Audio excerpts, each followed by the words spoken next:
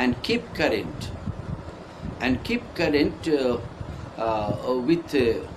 with socialism in America to the sudden arise of the reactionary feelings and dealings that gave rise to the McCarthy era and the House on Un-American Activities Committee with such figures as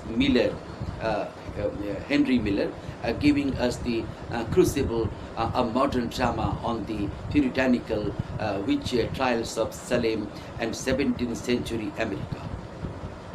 Drama creates an immediate impression, reacts to the social and political events about it, and offers observation, defiance, and even suggestions as to how to change those societal structures.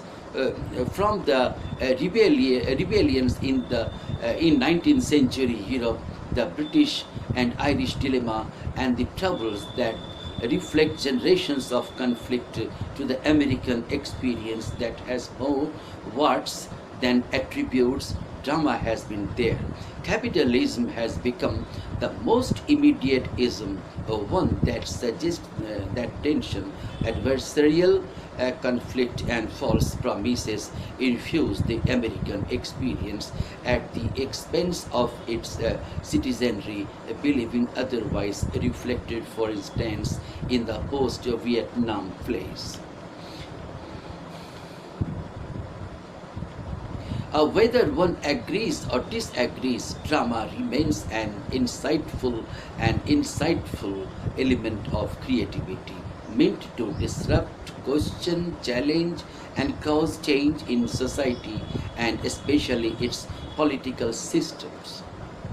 One learns from the modern drama what politics, philosophy, or social systems mean and how they limit, define, or blind people into easy acceptance of what these dramatists and their works view as impending humanity's growth, security, or duplicity in evil constructs.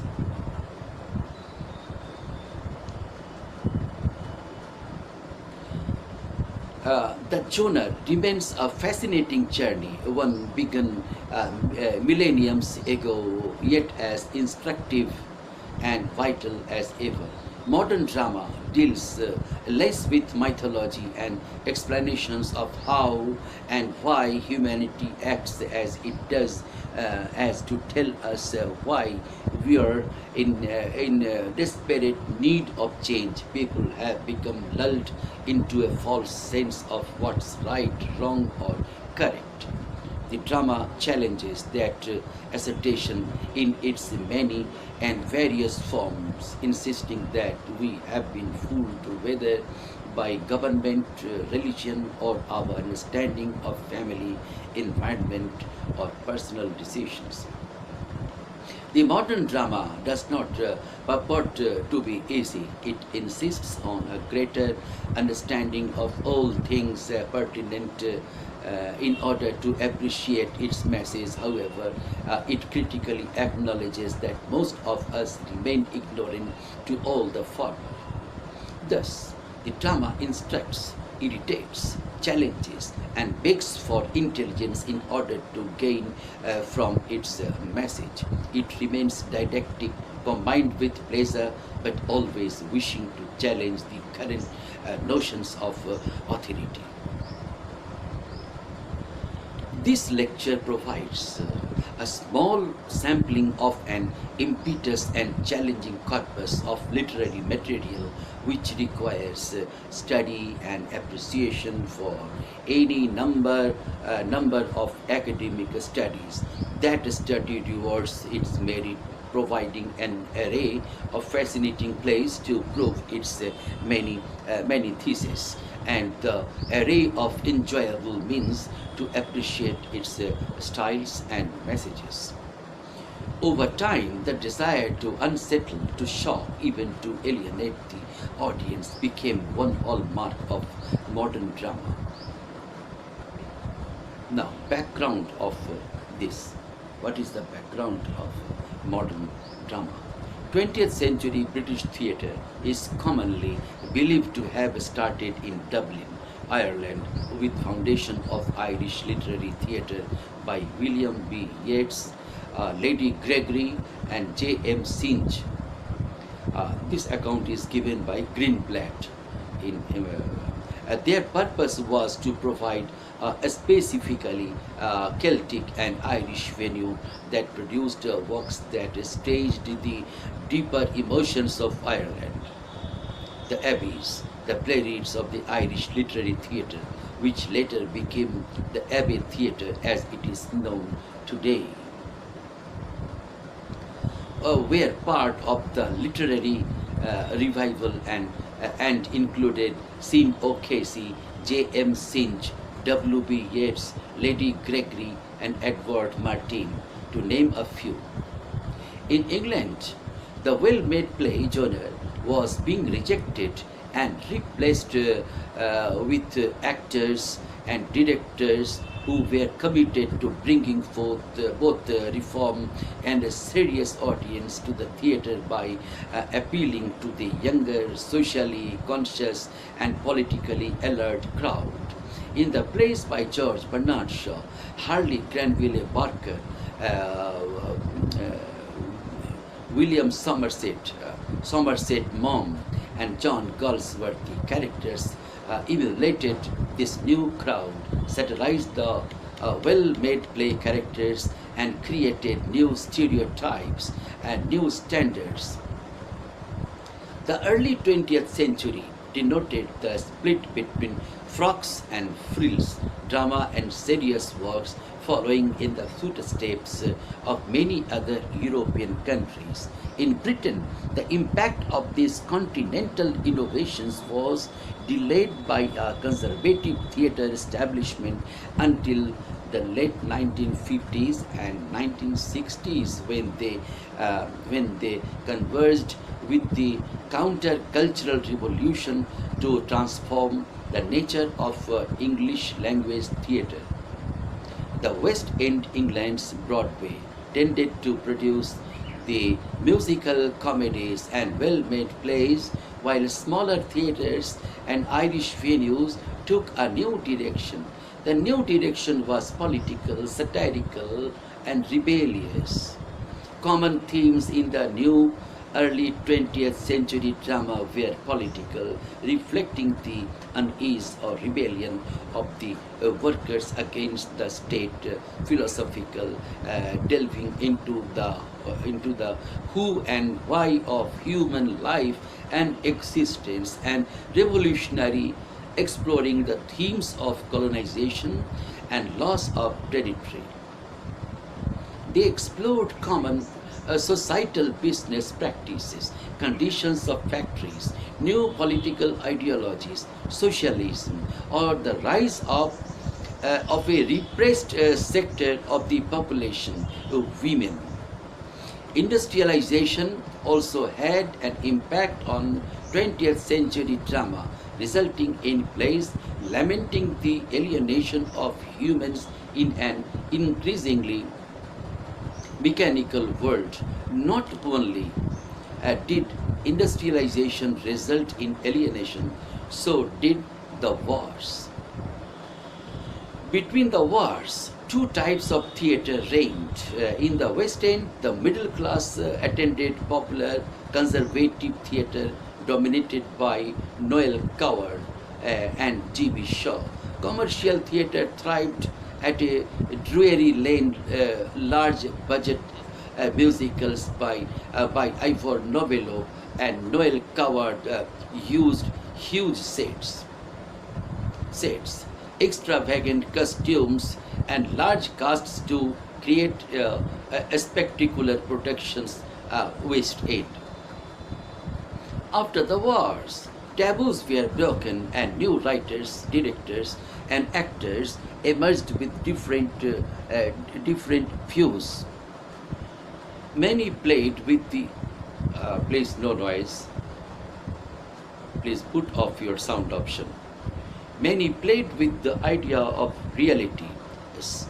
Some were radically political, and others shunned naturalism and questioned the legitimacy of previously unassailable beliefs. Towards the end of the century, the term theatre of exorcism came into the use.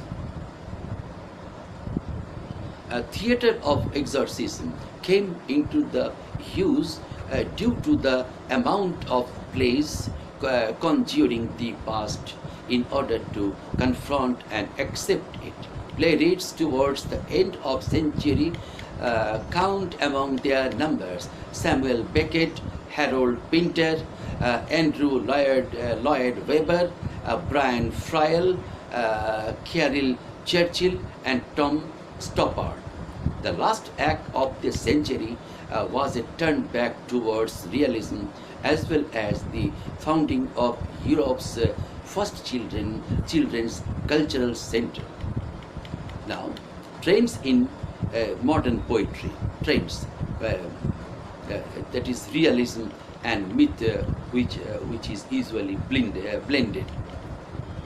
Sigmund Freud inspired an interest in myth and dreams as playwrights became familiar with his studies of psychoanalysis. Along with the help of Carl Jung, the two psychiatrists influenced playwrights to incorporate myths into their plays. The integration allowed for new opportunities for playwrights to increase the boundaries of realism within their writing. As playwrights started to use myths in their writing, a poetic form of realism was created. This form of realism deals with truths that are widespread amongst all humans, bolstered by Carl Jung's idea of the collective unconscious. Poetic realism. Much of the poetic realism that was written during the beginning of the 20th century focused on the portrayals of Irish peasant life. John Millington Synge, W.B. Yeats, and Lady Gregory were but a few writers to use poetic realism. Their portrayal of peasant life was often unappealing, and many audiences reacted cruelly. Many plays that are poetically realistic often have unpleasant themes and running through them, such as lust between a son and his stepmother, or the murder of baby to prove love. These plays used myths as a surrogate for real life in order to allow the audience to live the unpleasant plot without completely connecting to it. Women. The female characters progressed from the downtrodden, useless woman to an empowered, emancipated woman.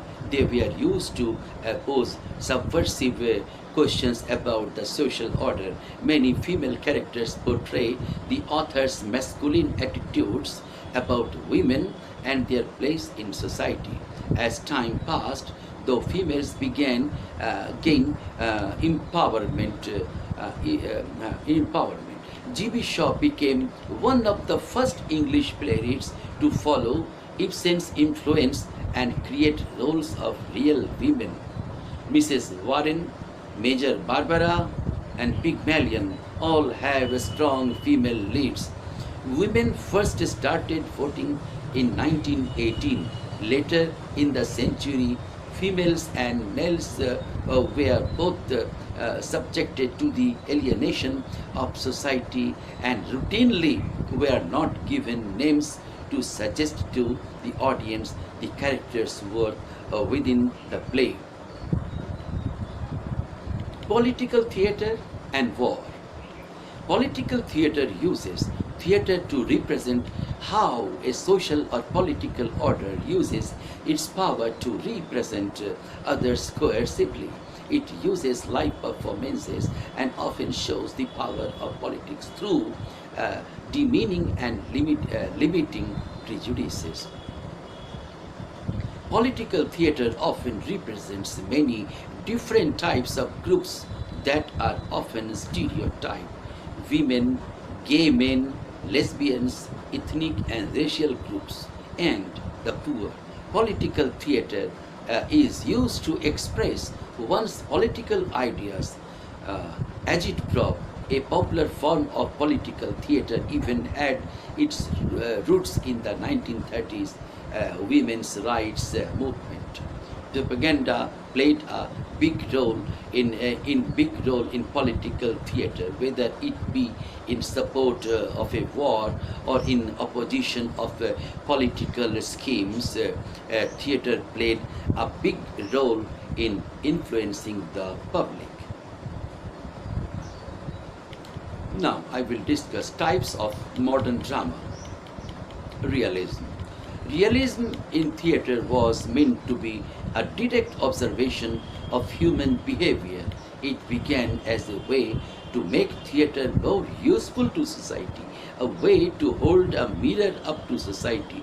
Because of this thrust towards the real, playwrights started using more contemporary settings, backgrounds, and characters, where plays in the past had, for the most part, used mythological or stereotypical characters. Now they involve the lower class, the poor, the rich. They involved all genders, classes, and races. One of the main contributors to this style was Henrik Ibsen. Social realism. Second category. Social realism began showing up in plays during the 1930s. This realism had a political conscience behind it because the world has in a depression. These plays painted a harsh picture of rural poverty. The drama began to aim at showing government's penalties of unrestrained capitalism and the depressions that lax economies created. One of the main contributors to this style was George Bernard Shaw. Now, third category, avant-garde theatre. Dramatic truth could not be found in the tangibleness of realistic drama, but in symbols, images, legends, myths, fantasies, and dreams. Absurdist drama.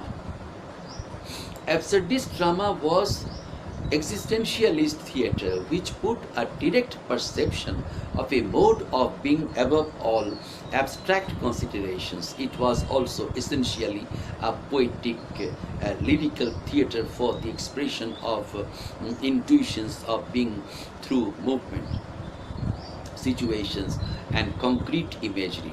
Language was generally downplayed. Symbolism, Dadaism, and their offspring, Surrealism, theatre of cruelty, and Expressionism all fall into the category. Dadaism. Dadaism or Dada was a reaction against World War I. Like many of the movements, Dada included writing, painting, and poetry as well as theatre. Many Dadaists wrote manifestos detailing their beliefs, which normally outlined their disgust in colonialism and nationalism and tried to be the opposite of the current aesthetics and values. The more Dada offended, the better. It was considered to be by Dadaists the anti-art. It rejected the values of society and turned everything on its head, preferring to disgust and offend. Symbolism or aestheticism. In England, symbolism was also known as aestheticism, a very stylized format of drama, wherein dreams and fantasies were common plot devices. Aestheticism was used by numerous playwrights from Yeats to Pinter. The staging was highly stylized, usually using minimal set pieces and vague blocking, while the playwrights who could be considered aesthetics lived and worked at the beginning of the century.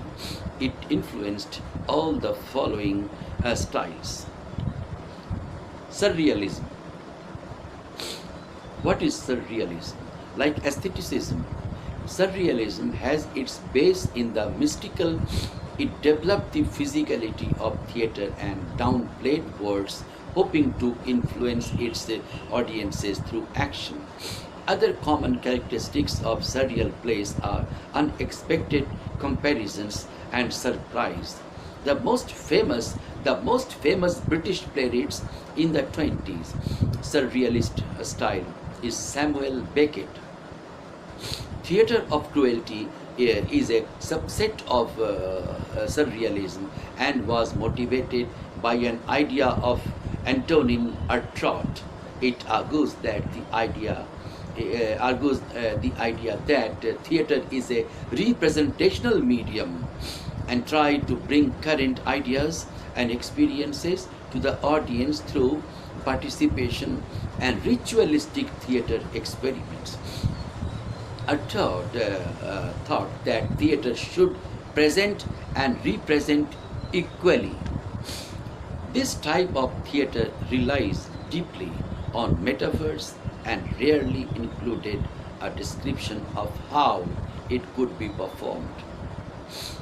Now, next, Expressionism. The term Expressionism was first coined in Germany in 1911. Expressionism also had its heyday during the 20s, although it had two distinct branches. The branches had characters speaking in short, direct sentences or in long lyrical expanses. This type of theatre usually did not name the characters and spent much time lamenting the present and warning against the future.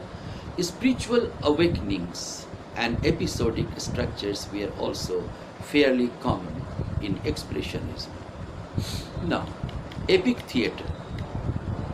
Epic theatre was created by Bertolt Brecht, who rejected realistic theatre. He found that such plays were too picture perfect. Epic theatre is based on Greek epic poetry. There are dramatic illusions such as a stark, harsh lighting, blank stages, placards announcing changes of scenes, bands playing music on stage, and long, discomforting pauses. Brecht believed that drama should be made within its audience, and he thought that epic theatre drama would reinforce the realities that people were facing rather than challenge them. Epic theatre helped to preserve the social issues that they portrayed. Physical advances to here Yale University's Maynard Mack describes some differences between Shakespeare's Globe Theatre and today's theatre. In the late 19th century, early 20th century, theatre architecture changed from hosting as many audience members as possible without regarding their needs to creating better acoustical, visual and spatial arrangements for both actors and audience members. Whereas before, theaters were cylindrical shaped. In the 20th century, fan-shaped auditoriums were favored. Audiences liked them because of their clear sight lines and favorable acoustics. and actors liked them because the natural style of acting that was becoming more popular was conducive to smaller venues.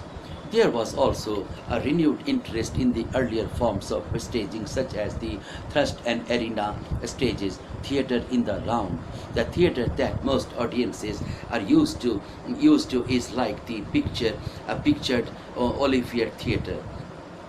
Everyone has basically the same view of the stage, same view of the stage, and framing the play. The proscenium arch may be anything from a gilded, brightly lit masterpiece surrounding the curtain at the beginning of a show to the simple black walls preventing you from seeing into the wings of the theater. In a proscenium theater, the action takes place either behind the proscenium or slightly in front of it. On what is known as the apron of a stage, the piece closest to the audience and which the curtain generally does not hide. In a thrust theater, the action takes place almost completely in front of proscenium arch, if indeed there is one.